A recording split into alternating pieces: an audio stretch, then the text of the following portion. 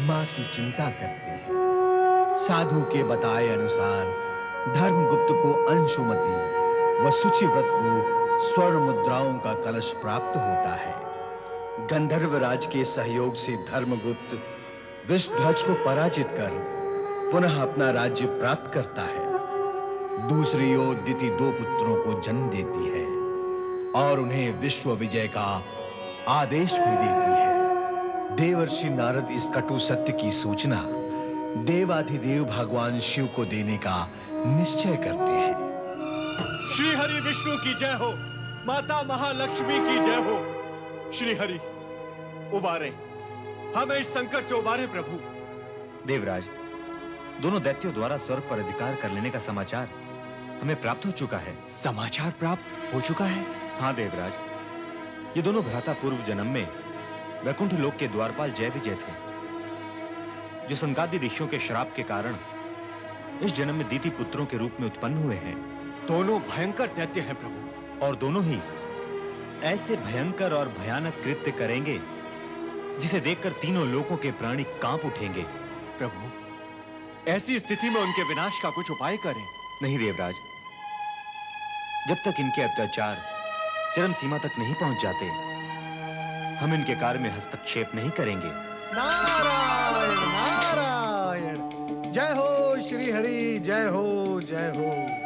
श्री हरि, अभी अभी जो आपने कहा है यही बात भगवान भोलेनाथ कह चुके हैं। अब लीला आपकी हो अथवा भगवान भोलेनाथ की, ये तो आप दोनों ही जाने। किंतु चिंता का विषय यह है श्री हरि कि कब ये दोनों दुष्टों के अत्याचार चरम सीमा पर जाएंगे, कब आप अवतार धारण करेंगे और कब इनका संहार होगा। श्री हरि, विलंब कुछ अधिक ही हो जाएगा। हमारे अवतार लेने की सूचना तुम्हें कहां से मिली नारद? कहीं तुम कल्पना लोक में तो नहीं विचर रहे हो? प्रभु, भोलेनाथ का संकेत क्या कल्पना का रूप हो सकता है? नहीं नहीं, कदापि नहीं।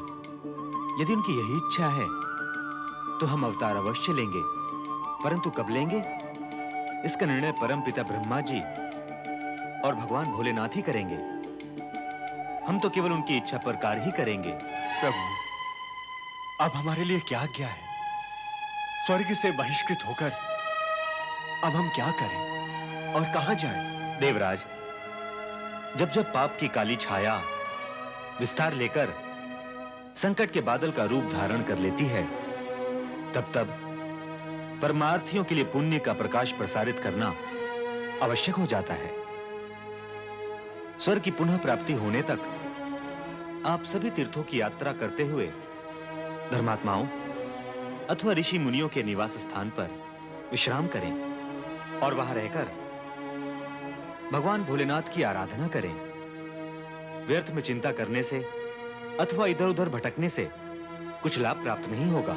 नारायण नारायण, प्रभु के परामर्श को मान लेने में ही हम सभी का कल्याण है देवराज। जैसी श्री हरि की इच्छा।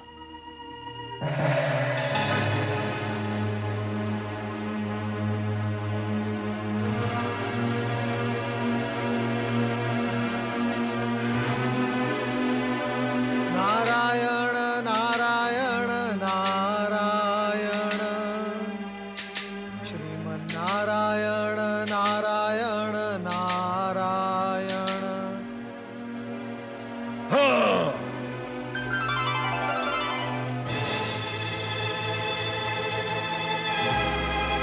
अदृश्य हो गए।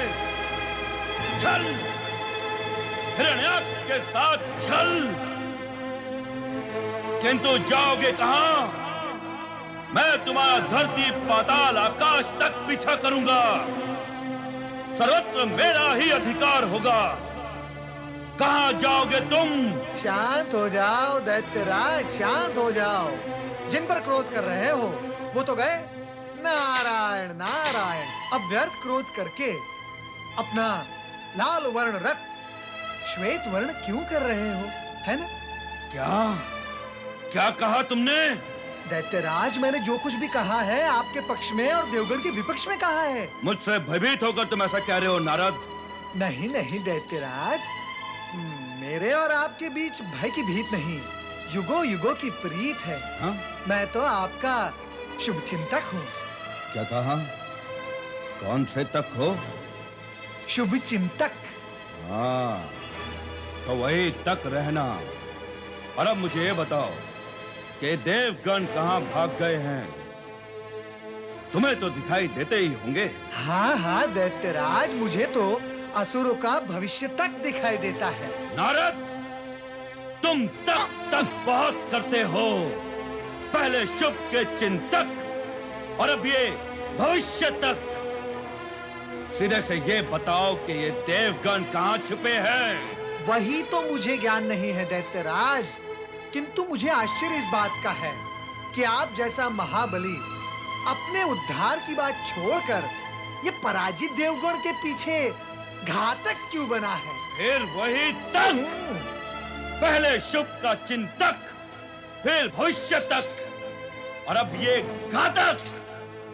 मेरे क्रोध को और ना भड़काओ नारद। एक तो तुम्हारा ये तक मुझे सुहाता नहीं, दूसरे देवगण के विषय में ना बताकर तुम बातें बना रहे हो और अब मेरे उद्धार के लिए मुझे उपदेश दे रहे हो।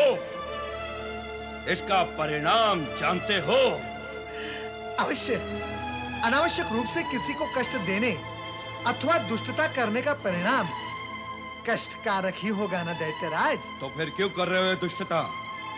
प्रश्न मेरा था, आपने पूछ लिया। प्रश्न सदा शक्तिवान ही दुर्बल से करता है।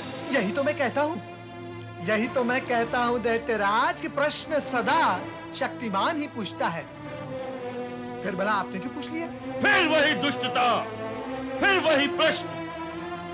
मैं प्रश्न पूछूंगा और तुम उत्तर दोगे। परिस्थितिवश कभी-कभी ऐसा होता है कि प्रश्न। क्या है आपका प्रश्न? तुम बहुत दुष्ट हो नारद। फिर प्रश्न कर लिया। तुम मुझे ये बताओ कि मैं देवगण को कहां खोजूं? आवश्यकता क्या है उन्हें ढूंढने की? फिर प्रश्न नहीं, आगे कहो। असुरराज, मैं ये भलीभांति जानता हूं कि आप पृथ्वीलोक और पाताललोक पर विजय प्राप्त करने की विजयी कामना से स्वर्ग से यहां आए हैं, किंतु मुझे भविष्य स्पष्ट दिखाई दे रहा है। जब तक आप एक पुत्र के पिता नहीं बन जाते, तब तक आपके मन की कामना कभी पूर्ण नहीं होगी। क्या कहते हो नारद? नारायण नारायण, मैं कौन होता हूं कहने वाला? ये तो विधि का विधान कहता है। तुम ठीक कहते हो नारद। मेरे पिता कश्यप ऋषि ने भी विजय अभियान पर निकलने से पहले मुझे यही कहा था, किंतु उन्होंने मुझे यह भी कहा था कि मुझे पुत्र पत्नी से नहीं, तपस्या के द्वारा प्राप्त होगा। आपके पिता ऋषि कश्यप ने सत्य ही कहा था और आपके हित में कहा था, और मैं भी आपके हित का विचार करते हुए आपसे यही कहूंगा कि आप अविलंब पर्वत शिखर पर जाकर भगवान भोलेनाथ की आराधना आरंभ करें। वो तो आशुतोष है, शीघ्र ही प्रसन्न हो जाते हैं। आप उनसे वरदान में पुत्र मांगेंगे तो वे तुरंत आपकी मनोकामना पूर्ण कर देंगे। वो सब तो ठीक है, किंतु क्या तुम मुझे यह बता सकते हो नारद कि पृथ्वी और पाताल पर विजय करने से पूर्व मुझे पुत्र प्राप्ति की आवश्यकता क्यों है? फिर आपने प्रश्न किया। मैं आपसे यही कहना चाहता हूं दैत्यराज कि आपने स्वयं अभी-अभी यही कहा था ना कि प्रश्न करने वाला नारायण नारायण। चलो भूल ही जाते हैं उस प्रसंग को, किंतु आपको इस बात का ज्ञान होना अति आवश्यक है दैत्यराज कि आपको पुत्र प्राप्ति के पश्चात उसके शुभागमन से आपके भीतर निहित संपूर्ण शक्तियां प्रकट हो जाएंगी, अनेक गुना बढ़ जाएंगी, और फिर आप पृथ्वीलोक और पाताललोक पर सरलता से विजय प्राप्त कर सकोगे। तो फिर मुझे तुरंत शिव आराधना आरंभ कर देनी चाहिए। ये बात तो मैं आपको बता ही चुका हूँ। नारायण नारायण, आपको तुरंत पर्वत शिखर पर जाकर शिव आराधना आरंभ कर ही देनी चाहिए दैत्यराज।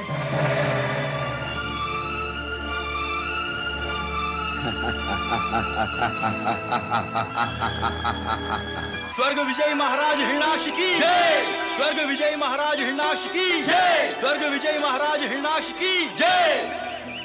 हिरणाक्ष अपनी आदरणीय माता और पूज्य पिता को सादर प्रणाम करता है। युगों युगों तक त्रिलोक पर राज्य करो मेरे पुत्र।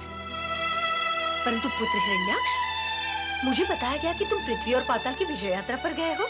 हाँ माता, स्वर्ग से यही निश्चय करके निकला था, किंतु मुझे बताया गया कि पुत्र का पिता बने बिना मैं पृथ्वी और पाताल को विजय नहीं कर सकूंगा।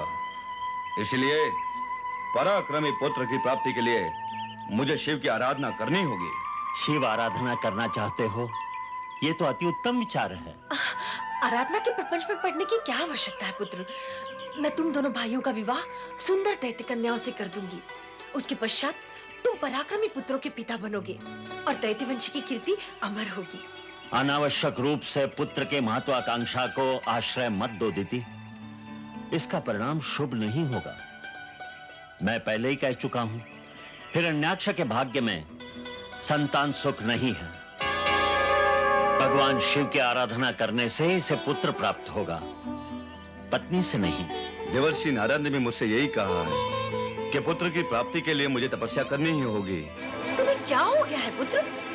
किस भ्रम में पड़ गए हो तुम मेरे पुत्र हो मेरे।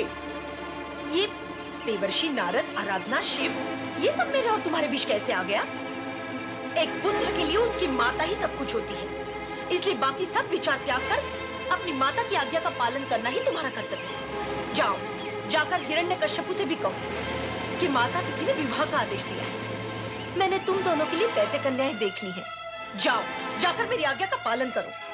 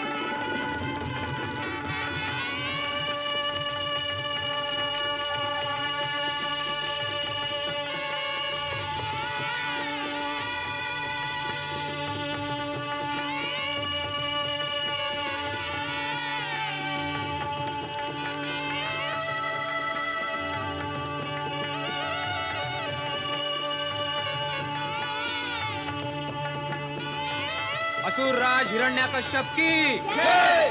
राज रानी कयाधु की जय। असुर राज हिरण्यकश्यप की जय। राज रानी कयाधु की जय। महाबली हिरण्याक्ष की जय। राज रानी वराक्षी की जय। महाबली हिरण्याक्ष की जय।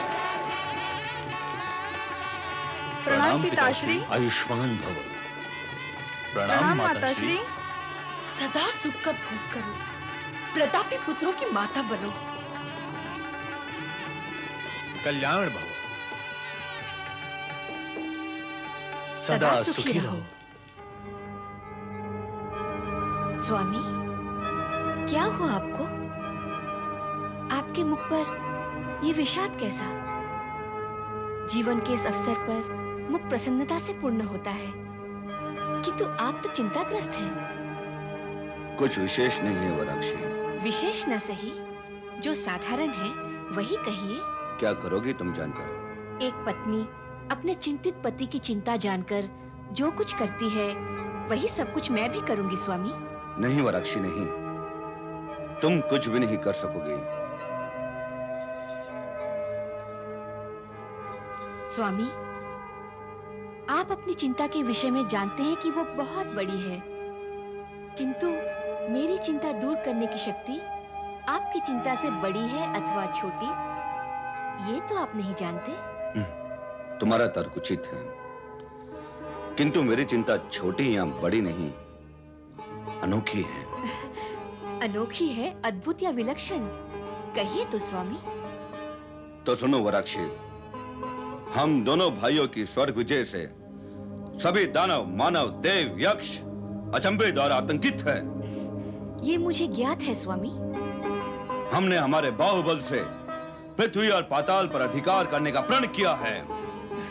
ये सब बातें मुझे क्यों बता रहे हैं स्वामी? मुझे इनका ज्ञान है। आप मुझे वो सब बताइए जिसके बारे में मैं कुछ भी नहीं जानती। तो जान लो वो सत्य जिसने हमें चिंतित